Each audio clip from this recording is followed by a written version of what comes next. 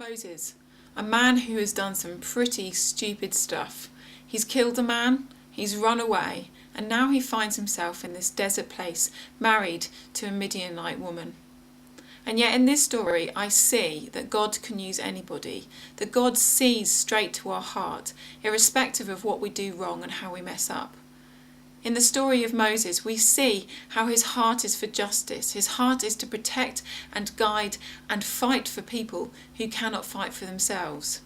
And so it's hardly surprising that when God has to choose somebody to fight for his people, that he chooses Moses, a man who's already proven himself to be passionate about fighting for injustice. The problem is Moses doesn't see his own worth.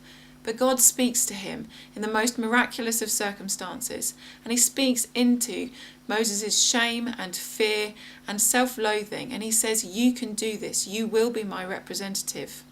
So for me, when I think about the times that I've messed up, when I think about the times that I've got it wrong, this passage is a challenge to me to say that God will not only use me in ways that perhaps I'm totally unaware of, but that actually God will reveal himself in a new way.